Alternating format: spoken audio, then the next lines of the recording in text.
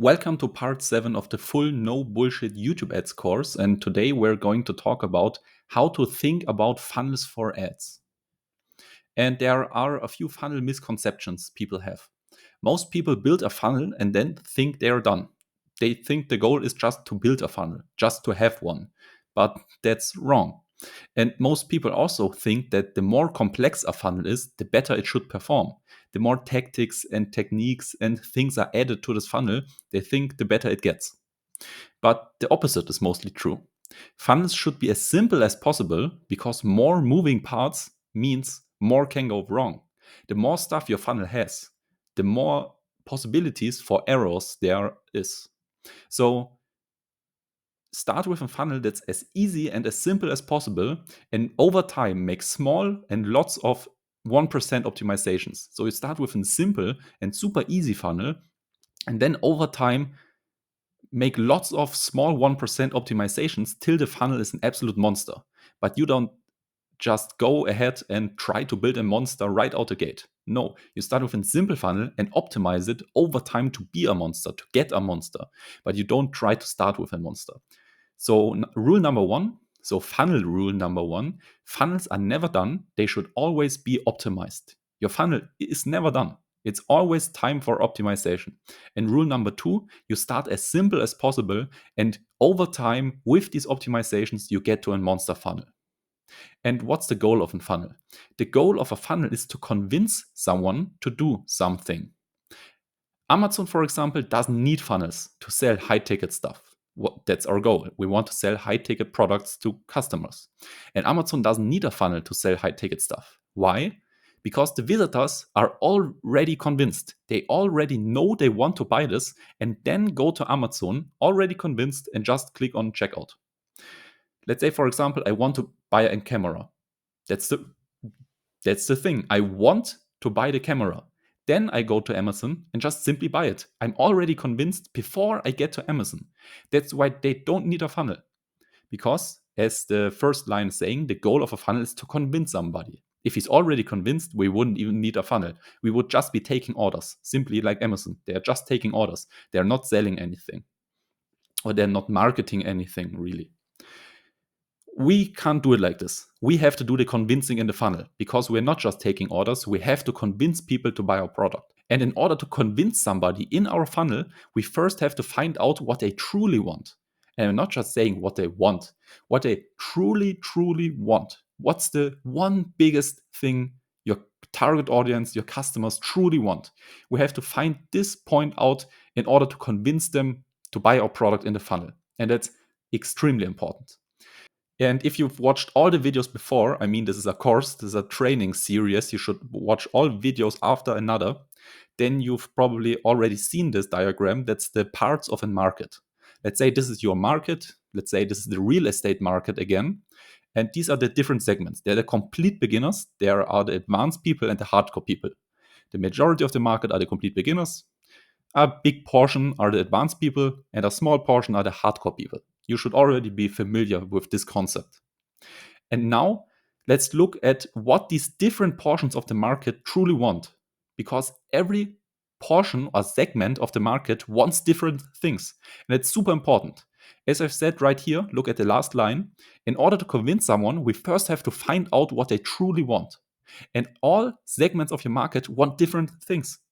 So be super careful and pick your segment and make sure you find out what this specific segment wants. Because I stated again, every one of these segments wants different stuff.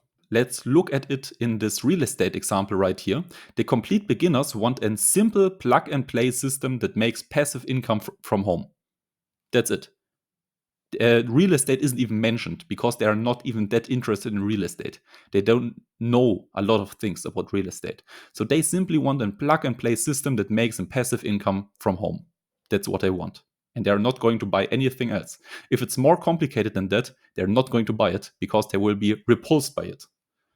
They will be scared away by too complicated stuff because they are not that invested. They don't have that much knowledge about these topics. And the advanced people, what do they truly want? The advanced people want a beginner-friendly way to make $10,000 in 30 days or less by buying and flipping their first house. That's a real estate offer that would be targeting more advanced people. a beginner-friendly way to make $10,000 in the next 30 days or less by buying and flipping their first house. That's an advanced offer. But the hardcore people have different wants and needs. They truly want different stuff. The hardcore people want an easy and guaranteed way to save 20% of expenses on every house they flip. That's the stuff a hardcore person would buy. So as you can see here, this is all in the real estate niche. It's the same niche, it's the same market, real estate. But every segment has another need. They have other stuff they want. And you have to be really careful that you pick your segment of the market and really make your message perfectly for your segment. And this is the hard part. Finding out what your segment of the market truly wants, like truly, what they really, really want is the hard part. And if you've already run ads before in the past, maybe look at your best performing ads and best performing opt-ins. Because your best performing ads and best performing opt-ins most likely have resonated with your target audience. Like there was a match. Your target audience liked that message. So if you look at your past ad messages and opt-in messages, see if you can find any patterns. Because maybe you already can find out with these two informations, with the ad messages and the opt-in messages, if there are any tendencies what the market really wants. And these are indicators of what the market really wants. Like look at your best performing ads and your best performing opt-in messages and like search for patterns. Look for similarities.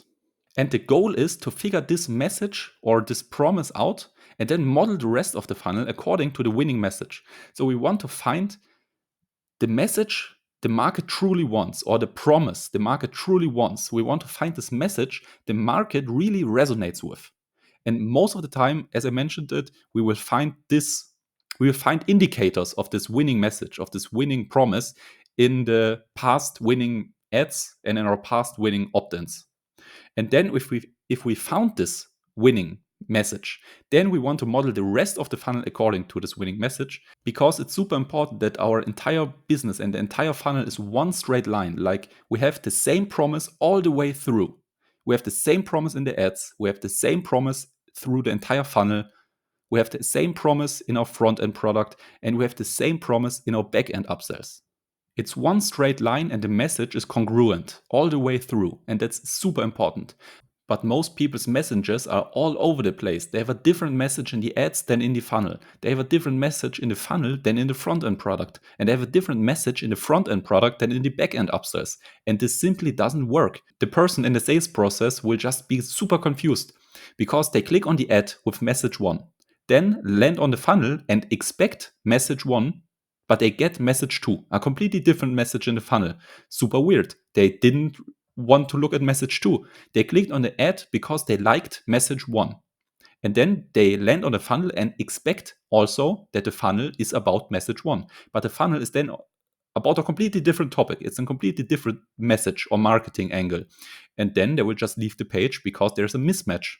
The message of the ad doesn't match up with the message of the funnel. And the message of the funnel doesn't match up with the message of the front-end product. And the message of the front-end product doesn't match up with the message of the back-end upsells.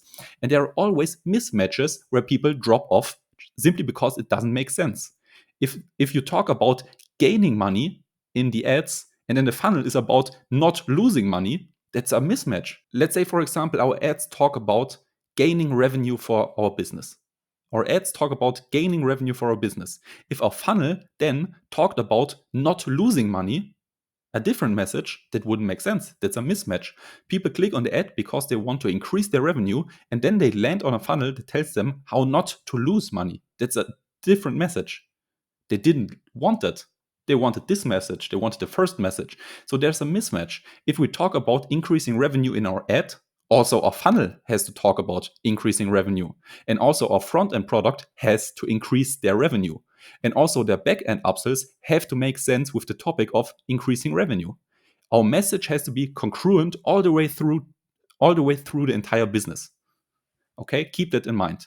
One message all the way through, one straight line. Don't mismatch these messages, okay?